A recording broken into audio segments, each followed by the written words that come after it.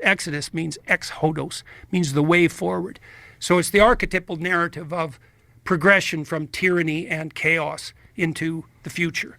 That's what the story is. And it lays out a vision of appropriate governance that's an alternative to tyranny and to chaos. So in the Exodus story, so this is very germane to the notion of what might constitute a proper story.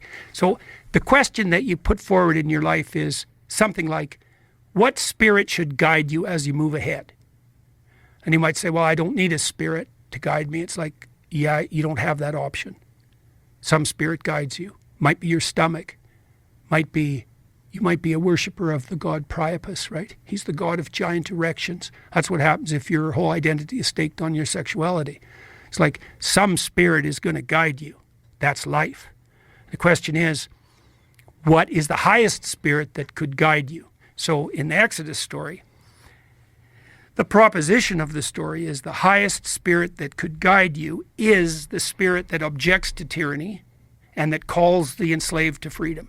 And that's the representation of God in Exodus. So that's what God is in the Exodus story. Now that's not all that God is in the biblical stories, but that's God in the Exodus story. And so that is the God that, if you abide by that God, then you believe that tyranny is implicitly wrong, even if you tyrannize yourself, and that there's something implicitly virtuous about striving for freedom, especially if you're enslaved. So anyways, that's the voice that speaks to Moses.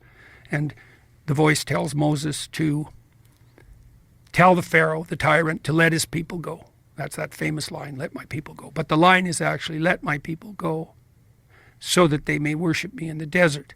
Okay, so anyways, God through Moses calls the Israelites out of tyranny and he punishes the tyrant. And so if you believe that fate punishes tyrants, you're already immersed in the Exodus story to some degree. If you believe that tyranny is implicitly wrong, of course most Americans believe that. Okay, so now the Israelites leave the tyranny. You'd think, hey man, great, freedom, because now you're out of the tyranny. But that isn't how life works. This is why people won't drop their tyrannical presuppositions, because you go out of the tyranny into the desert, not to the promised land. Desert first. And what's the desert? Everyone's lost. No one knows which way to go. Everyone fights. Everyone turns to the worship of false idols. Everyone wants the tyrant to reassert himself. That's the situation we're in the aftermath of the death of God in the West. And so that's really useful to know, because one of the things you might want to know in your life is, why do people cling to their own tyrannical presuppositions? And the answer is, well, at least they're orienting structures, pathological as they might be. If you drop them, you're not redeemed, you're just lost. And the idea that being lost is freedom, that's a preposterous idea. No one lost is free. They're just enveloped in chaos. Okay, so what happens in the Exodus story is, now the Israelites are out in the desert, wandering around for like generations, and they get all fractious and fight and bitch and complain and start worshiping false idols, and they're scrapping with each other. And that's because they have the habits of slaves. They don't know how to govern themselves. And so they ask Moses to sit as a judge. And so he does, for, the story's very unclear about this, but for a long time, years and years, morning, dawn till midnight. He's judging the Israelites like mad and adjudicating their squabbles. And imagine what he's doing, eh? If you had to make peace between 1,000 people who were squabbling with their wife or their friends or their enemies, you have to render judgment on that. And for judgment to work, the people who are judged have to see the judgment as just, because otherwise you have to impose it by force. Right? So if I hear you arguing with someone and I try to mediate, I have to come up with a solution that you'll both accept. That means I have to extract out of that chaos some principle of order. Imagine you do that 1,000 times or 5,000 times. So now you start to understand the nature of the principles of order. Okay, so now two things happen. Jethro, who's Moses' father-in-law, comes along He's a Midianite, a foreigner, and he says, you got to stop doing this. You can't sit as judge on the Israelites. And there are two reasons. They need the responsibility, and you shouldn't turn yourself into another Pharaoh. So if you take all the responsibility onto yourself, you become a tyrant, and the Israelites stay slaves.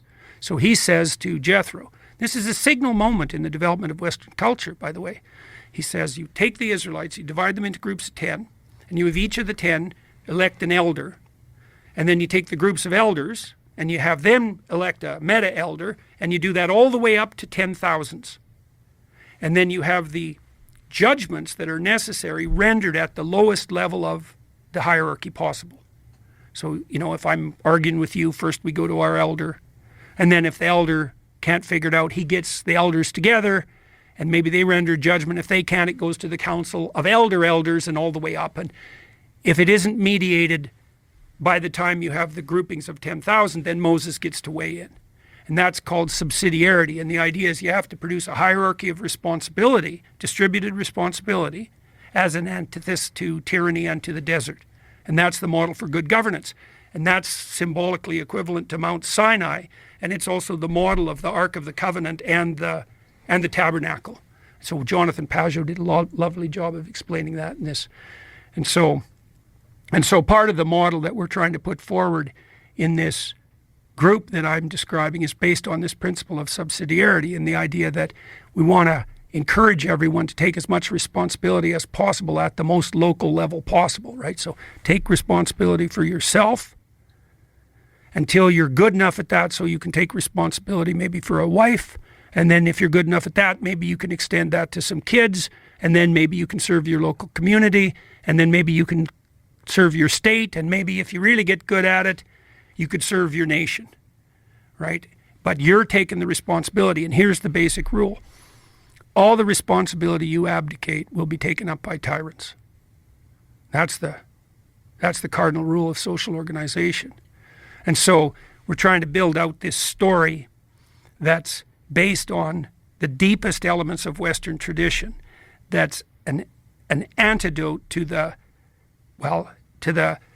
false claim that it's only power that rules, because it's not. That's not right. And there is a model of proper governance in there, this idea of a hierarchical structure of responsibility.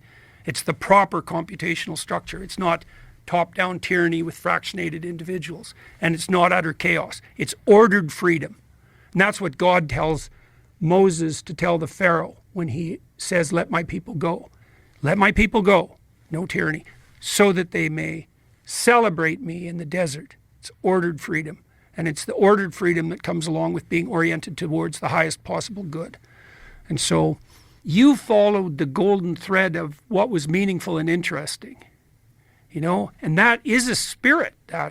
That's the golden thread that leads you out of the maze, and something, you'll be conducting a podcast and something will grip you. And you think, oh, there's something there. And then maybe if you're awake and aware, then you start doing more of that, and that has a life. So that's what happens in the story of Exodus when Moses encounters the burning bush. Because it's a bush, It's not an oak tree that's 300 feet tall. Right. It's just a bush. And so the story goes, Moses is walking along and something catches his eye. He didn't have to go over and look, but it catches his eye and he thinks, what the hell's that? And then he goes over and he starts to pay attention. And the more he pays attention, the more the voice of God manifests itself to him. That's what that story means. Is, so something catches your interest and glimmers, then that's the gold beckoning in the distance. It captures your interest. And then if you pursue that, it leads you into the depths. One of the things that's so comical about the Exodus narrative is that that's really what happens to the Israelites when they're in the desert, is they turn into whiny, backbiting victims. That's what happens. And it's the same thing 3,000 years ago. It's we don't know where we are. We're lost. We're resentful about it. We wish the tyranny would return. Yeah. And aren't we hard done by and gossipy? It's God. same old story, man. It really is the same old story. Yeah.